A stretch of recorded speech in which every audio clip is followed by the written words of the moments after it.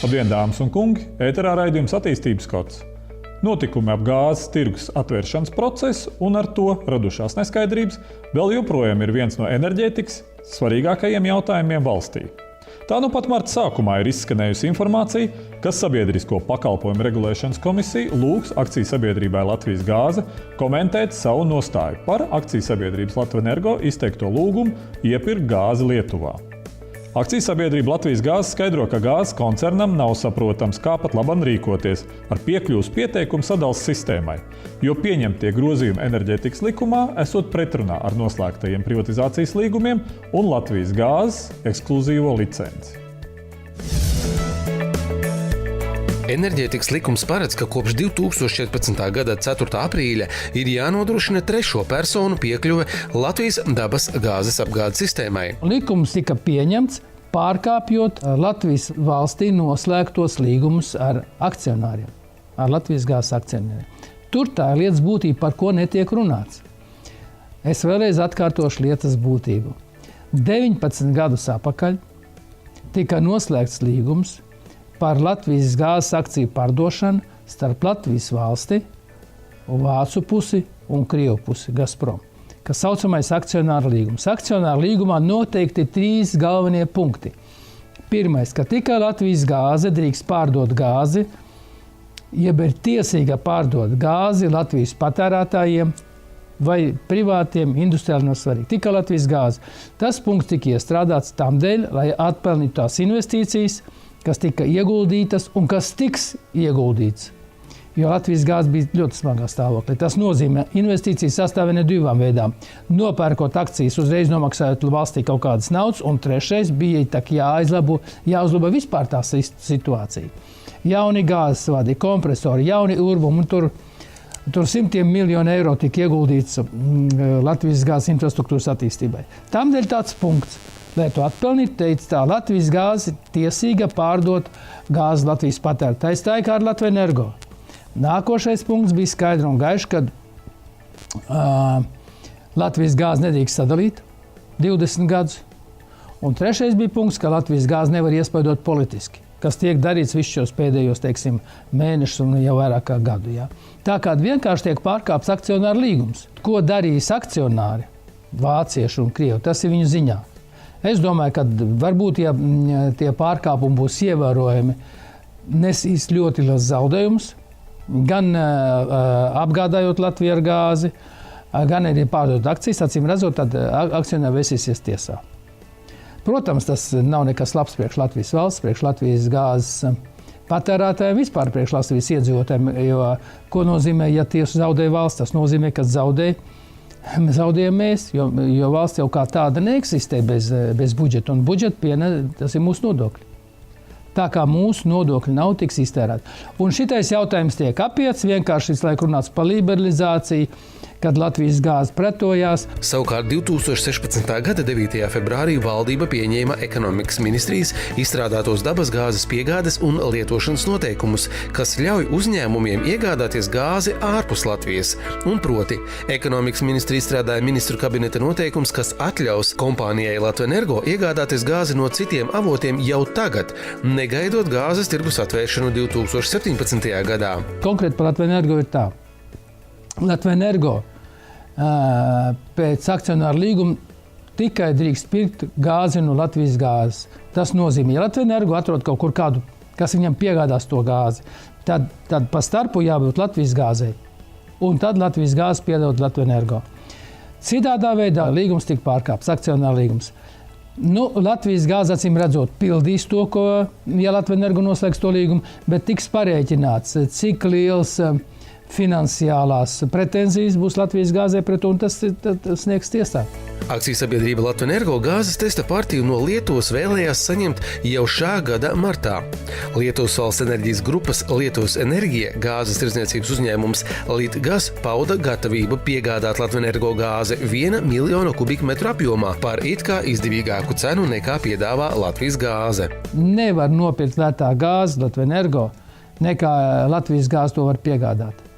Tā būs kaut kāda samākslota, politiska, subsidēta cena.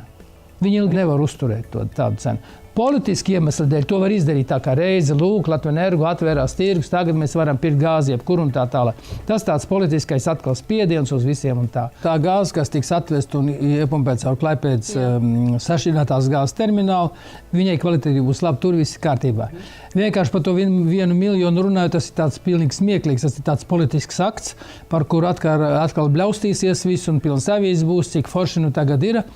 Bet būtībā paklausieties, Latvenergo var patērēt 500 miljonus, 600 miljonus kubikmetru gāzes gadā. Nu viņi nopirks 1 miljonu. Jūs saprotiet? Man tas jākomentē kaut kādā veidā? Es domāju, ka ne. Jau vienā no mūsu raidījumiem stāstījām, ka 10. februārī Latvijas Zinātņu akadēmijā notika ekspertu konsīlijs atklāti par gāzes tirgus liberalizāciju Latvijā, ko organizēja Latvijas Zinātņu akadēmijas humanitāro un sociālo zinātņu nodaļa. Un tās slēdzieni liek aizdomāties jebkuram skaidri domājošam cilvēkam.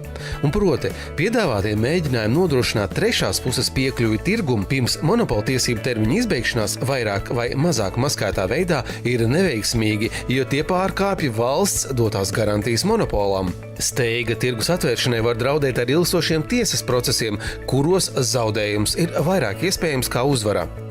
Ārvalstu īpašnieku tiesību pārkāpums un ekonomisko interešu aizskārums rada priekšstatu, ka ieguldījumi Latvijā nav droši. Turklāt atvērtā gāzes tirgus normatīvais regulējums joprojām nav pilnīgs, un ja piedāvātās tirgus atvēršanas normatīvā regulējuma tiesības tiktu īstenotas, nav izslēgta negodīga konkurence un korumpēti valsts īpašuma pārdošanas darījumi. Bet patreiz publiskajā telpā par sliktajiem tiek padarīta akcijas sabiedrība Latvijas gāze. Latvijas gāze ir palika gāzes tirgo, mēs būsim tirgotāji nākotnē. Un mums nav vienaldzīgi, kas Latvijā notiks liberalizācijas rezultātā. Tāpēc mēs jau domājam vairāk par nākotni, kādu mēs izskatīsimies brīvā tirgus apstākļos. Un tie trūkumi, kas šobrīd ir konstatēti un kuriem neviens nepievērš uzmanību, ir ļoti būtiski, lai normāli funkcionētu tirgus. Tā kā es domāju, šī diskusija bija liederīga un katrā ziņā es jau vairāk pārliecinājos par to, kad tikai dialoga veidā ir iespējams atrast labus rezultātus. Žēl, ka viņā nepiedalījās ekonomikas ministrija.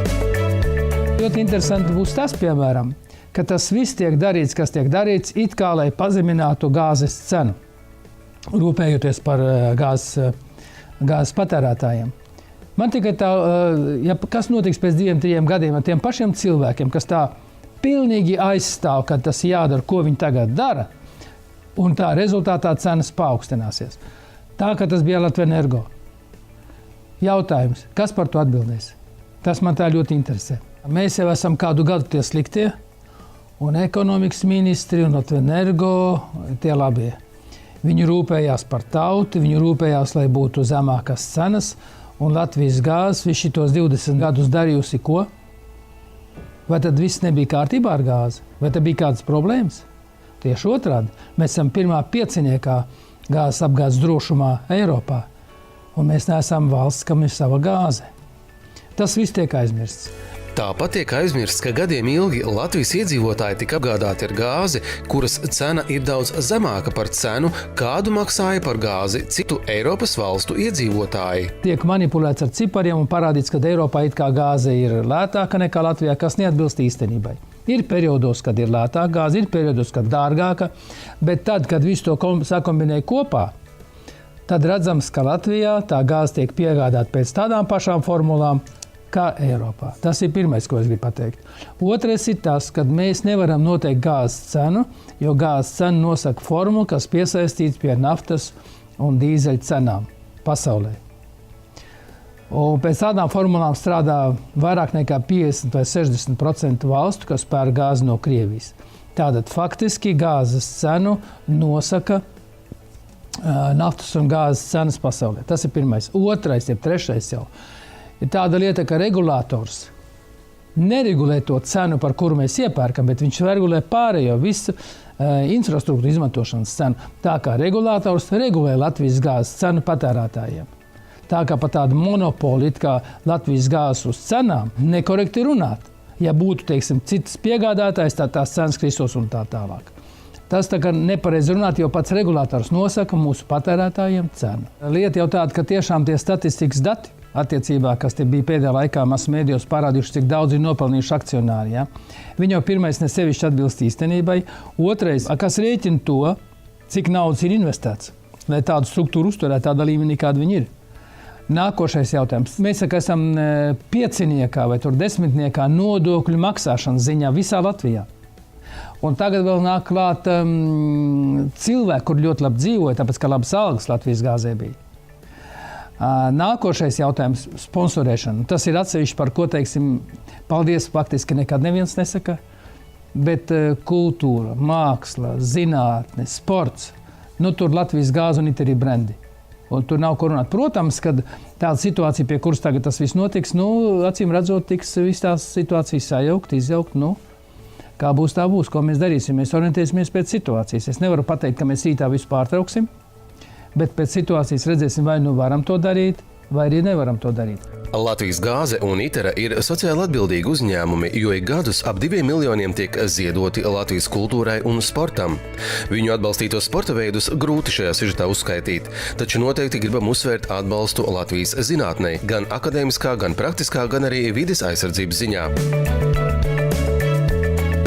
Latvijas izglītība arī ir saņēmusi nenovērtējumu atbalstu, kā piemēram atbalsts Rīgas Tehniskās universitātes inženierzinātņu vidusskolai, nemaz nerunājot par atbalstu eksaktajām zinātnēm augstskolās, materiāli pabalstot labākos studentus gan Latvijas Lauksaimniecības universitātē, gan Rīgas Tehniskajā universitātē.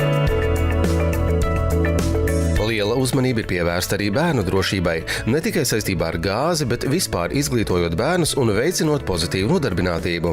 Tāpat liels paldies kompānijām jāsaka par atbalstu kultūra, vēsturei un reliģijai. Ja nebūtu Iteras atbalsta, tad noteikti vēl joprojām būtu jāmeklē veids, kā pabeigt Brāļu kapu ansambļa restaurāciju, un daudzi nozīmīgi vēsturiski fakti paliktu bez vajadzīgā akcenta kultūra vēsturisko pieminekļu vidē. Arī kultūras cilvēki saka milzīgi paldies par uzņēmumu ieinteresētību dažādu aktivitāšu atbalstīšanā. Noteikti jāuzsver ilgadējais atbalsts Latvijas operai un baletam, jaunajiem talantiem un iespēja pateikt māksliniekiem paldies par mūža ieguldījumu. Visu šajā sižetā mēs nemaz nevaram nosaukt, bet kompāniju Latvijas gāze un Itera atbalstu ir jutušas ļoti daudzas nozares.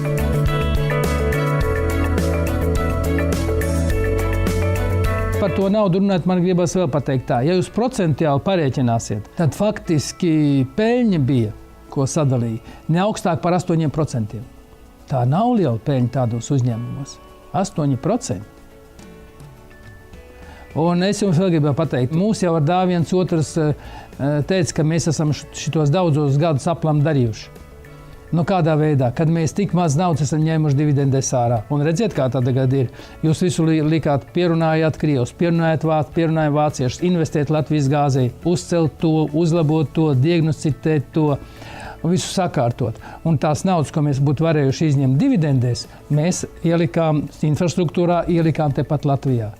Un tad mums saka, jūs esat nepareizi rīkojušies. Jums vajadzēja vienkārši to naudu izņemt, un tagad, lai savāc to Latvijas gāzi tādā veidā, kā viņi to dara, piespiežot pārdot.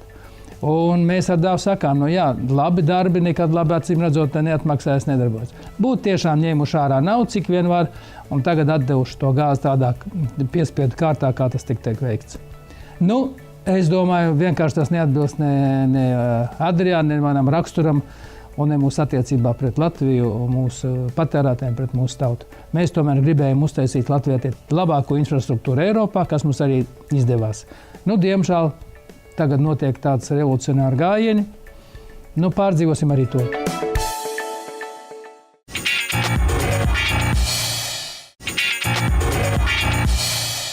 Turpinām raidījumu attīstības kods ar jaunumiem novados. Pirms vairākiem gadiem Garkalnes novada vadība izstrādāja novada attīstības programmu. Tad arī tika veikts pētījums, kas parādīja, ka novadā strauji pieaug pirmskolas vecuma bērnu skaits. Tālāk tika pieņemts lēmums par jaunas skolas būvi Upesciemā. Novadā mums ir 2 skolas. Garkalnes vidusskolu mēs iztaisījām par KPFI naudām, par modernu, ļoti energoefektīvu ēku, kas ir ļoti zaļa un vidēji draudzīga, un arī skolniekiem un apkalpojušam personālam. Tagad dienas kārtībā ir Upesciemas skola, kuras situācija ir sarežģītāka tādā ziņā, kad, diemžēl, ir šeit iespējas saņemt kaut kādu Eiropas fondu līdzfinansējumu diezgan neliels. Mēs ceram uz ERAF līdzekļiem, kas caur izglītības ministrijas ir paredzēts pierīgas pašvaldībām 5. Bet vienalga tā starpība, kas mums jāatrod pašam finansējumā, ir ļoti ievērojama. Ja? Patreiz jau mēs varam runāt par diezgan konkrētiem cipariem, jo darbs jau pie šīs jaunās Upsciemas skolas būvniecības uzsākās jau 2 gadus atpakaļ faktiski, ja, kad tika pa priekšu tika pieņemts lēmums, ka mēs to darīsim.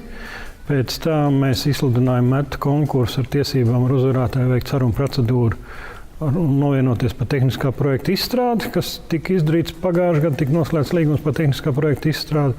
Tagad tehniskais projekts jau ir iesniegts mums, un mēs viņu esam tālāk nodevuši ekspertiem, kas veic ekspertīzi ļoti rūpīgi, ja, jo tā ir tomēr ļoti svarīga ēka, tā jābūt ļoti drošai ēkai un labai ēkai, ja, kas būs tā kā Upsciema centrālā celtne. Tuvākā mēneša laikā mēs nonāksim pie galvenā jautājuma, kur ņemt visam tam naudu. Ja, jo kopējās izmaksas ir šai pirmai kārtai ir 6,1 miljonus. Domas deputāti ir pieņēmuši lēmumu, ka mēs griezīsimies Saeimā ar lūgumu izskatīt iespēju gūt atbalstu arī no valsts budžeta. Jaunā skola ir paredzēta 500 bērniem. Celtniecība ir sadalīta 2 kārtās. Kopējā projekta platība ir 10 000 kvadrātmetru. Realizējot projektu, uzsvars ir uz to, lai skolā 1. klasē varētu uzņemt visus bērnus, kuri tiks pieteikti, jo pamatskolas izglītība jānodrošina pēc iespējas tuvāk mājām. Jau tagad ir pieteikti 20 bērni, bet esošā Upsciemas skolas ēka nav būvēta kā skola. Tā ir tikai pielāgota skolas vajadzībām. Ja tiks panākts valsts atbalsts, tad šogad plānots ielikt pamatakmeni, bet jau 2017. gadā skolu pabeigt. Es vienkārši pēc līdzībām Latvijas universitāte uzbūvēju šo jauno zinātņu korpusu Toņkalnā. Ja, tur faktiski tā ēka pēc kubatūras ir līdzīga, ja, un viņi arī faktiski ielikā 1,5 gadā viņi to paveic. Ja, kas nav pat vienkāršākā ēka. Ja, bet, tā kā viss ir iespējams, ja process veiksmīgi vadās un ja visi iesaistīti atbalsta to pasākumu.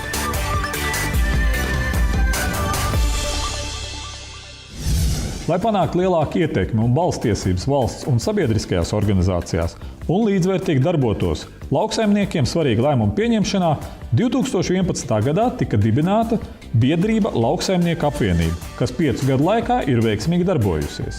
Veidojāmies kādreiz uz rajonu Lauksaimnieku apvienību bāzes. Visu laiku nāk kaut kāda informācija, problēmas, kas jāceļ augšā.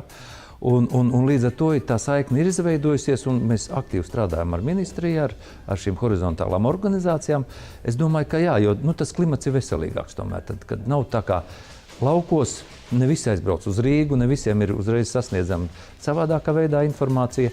Un tad tā tomēr nonāk līdz lielākai daļai laukos. Es esmu priecīga par to, ka ir daudz zemnieki.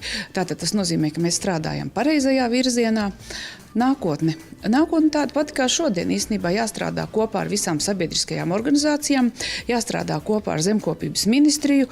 Un īstenībā, lai lauki un lauksaimniecība attīstītos, ir jāstrādā kopā ar visām ministrijām. No ministra un ministrijas cilvēku viedokļa, protams, mums patīk, ka šīs organizācijas būtu pēc iespējas lielākas, lai viņi savā starpā apvienot ļoti daudz dažādas domas un dažādas varbūt virzienus lauksaimniecības. Mums tādas reālas ir 6, ar kuriem es tad veicu tās gala sarunas par visiem saistītiem jautājumiem ar lauksaimniecību, ar ministriju, kas mums kopā ir jārisina. Viņi ir tie mūsu dzinēji spēks, jo faktiski viņi pasaka to, kas viņiem nepatīk, kas viņiem vairāk ir vajadzīgs un uz ko mums vajag virzīties. Un tad es domāju, patiešām mums ļoti daudz palīdz. Mēs ar viņiem runājam, regulāri tiekamies reizes ceturksnī un izdiskutējam visas lietas. Un mēs esam informēti par viņu vēlmēm, un viņi ir informēti par to, ko dara lauka atbalsta dienestā. Mēs pašlaik izplašamies pa visu Latviju un jau apvienojam Valmieras, Gulbenes lauksaimniekus. Arī mums ir no Preļiem, Talsiem, Kuldīgas, Pierīgas. Tomēr mēs strādājam, tad jau darbi rādīs, kā mēs attīstamies. Mēs strādājam uz visiem lauksaimniekiem, mums ir graudkopi, piena lopkopībā strādājošie, dārzeņu audzētāji. Biedrībā ir visi, kuriem vien interesē lauksaimniecība un kā mēs savus intereses varam pārstāvēt arī ministrijas līmenī.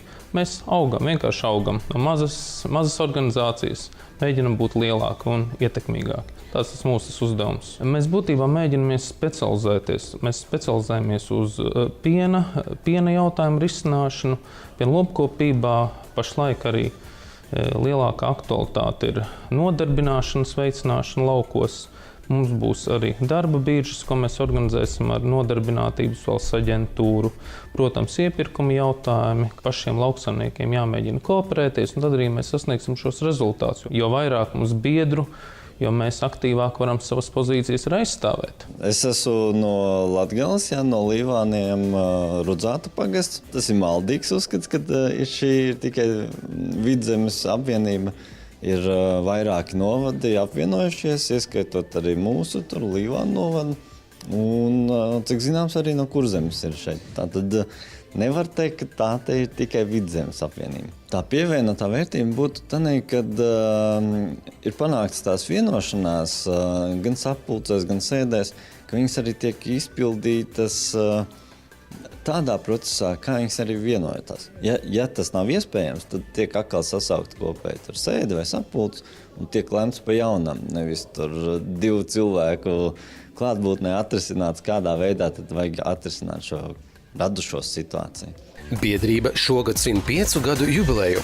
Organizācijai tas ir tikai sākums, un tādēļ mēs vēlam noturēt uzņemto virzienu un tempus. Novēlējums, protams, lai mēs būtu stiprāki, lai būtu vēl stiprāki, un lai nāktu nekautētos ar savām problēmām, nāktu uz šo lauksaimnieku apvienību un mēģināsim risināt. Un lai turpinās nākošie 5 un tā uz priekšu.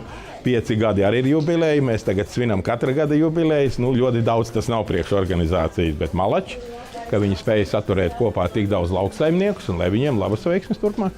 Biedrībai aicinās pievienoties tik viens lauksaimnieks, jo tā pārstāv vairākas lauksaimniecības nozares. Pavasars viennozīmīgi ir īstais laiks, lai jaunieši varētu visu apsvērt un izlemt, kur turpināt mācības. Profesionālās izglītības kompetences centrs Smiltenes tehnikums noteikti ir viena no spēcīgākajām Latvijas profesionālās izglītības skolām. Tādēļ arī īpaši pieprasīt Vidzemes jauniešu vidū. Profesionālās izglītības kompetences centrā Smiltenes tehnikums apgūst ēdināšanas pakalpojumu speciālista, celtniecības un ceļu būvs mašīnu mehāniķa, viesnīcu pakalpojumu speciālista, lauku turismu speciālista, veterinārā ārsta asistenta, pavāra un automehāniķa profesijas. Īpaši gribam vērst uzmanību, ka Latvijas ceļu būvs nozarē ir vēl daudz darāmā un nepieciešami arvien jauni speciālisti. Smiltenes tehnikums audzēkņiem ar pamatskolas izglītību piedāvā apgūt mācību programmu būvniecība, kvalifikācija ceļu būvtehniķis.